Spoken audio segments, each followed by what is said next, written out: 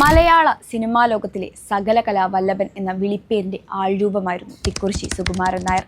Cinema ഗാനരചയിതാവ്, തിരക്കഥാകൃത്ത്, നടൻ, നിർമ്മാതാവ്, സംവിധായകൻ എന്ന് തുടങ്ങി അദ്ദേഹം കൈവയ്ക്കാത്ത മേഖലകൾ തന്നെ ചുരുക്കമായിരുന്നു സിനിമയിൽ. എന്നിരുന്നാലും ചലച്ചിത്ര നടൻ എന്ന നിലയിലാണ് തിക്കുറിശ്ശി മലയാളികൾക്കിടയിൽ കൂടുതൽ അറിയപ്പെടുന്നത്.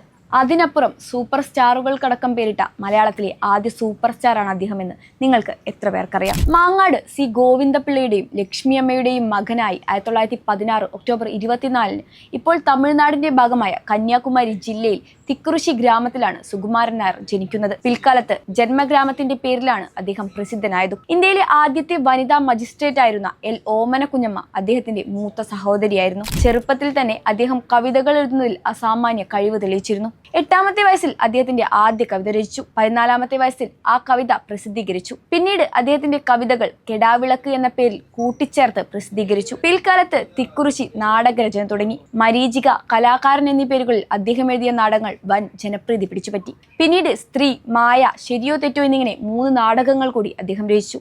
അതുവരെയുള്ള സംഗീത നാടകങ്ങൾ മാറ്റി റിയലിസ്റ്റിക് നാടകങ്ങൾക്ക് ജനകീയ മുഖം നൽകുന്നതിൽ അദ്ദേഹം ശ്രദ്ധ പുലർത്തിയിരുന്നു. 1950 മലയാള സിനിമ പിച്ചവെച്ചു തുടങ്ങിയ കാലത്താണ് തിക്കുറിശ്ശി ചലച്ചിത്ര ലോകത്തേക്ക് ചുവടുവെക്കുന്നത്.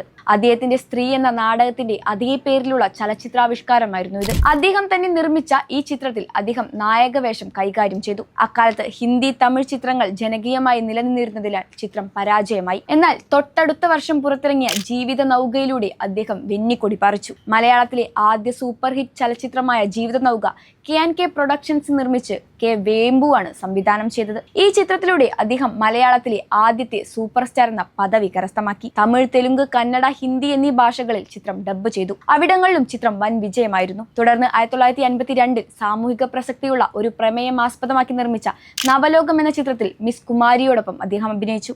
അതേ വർഷം പുറത്തിറങ്ങിയ വിശപ്പിന്റെ വിളി, അമ്മ എന്നീ ചിത്രങ്ങളിലൂടെ അദ്ദേഹം സൂപ്പർ സ്റ്റാർ എന്ന പദവി ഭദ്രമാക്കി. 1953 പുറത്തിറങ്ങിയ ശരിയോ തെറ്റോ എന്ന ചിത്രത്തിലൂടെ തിക്കുറിശ്ശി സംവിധാന രംഗത്തേക്കും ചുവടുവെച്ചു. അദ്ദേഹത്തിന്റെ അതേ പേരുള്ള നാടകത്തിന്റെ ചലച്ചിത്രാവിഷ്കാരമായിരുന്ന ഈ ചിത്രത്തിന്റെ തിരക്കഥ, സംഭാഷണം, ഗാനങ്ങൾ എന്നിവ എഴുതിയതും പ്രധാന കഥാപാത്രത്തെ അവതരിപ്പിച്ചതും അദ്ദേഹമാണ്. പിന്നീട് ഒരുപാട് ചിത്രങ്ങളിൽ അദ്ദേഹം അഭിനയിച്ചു.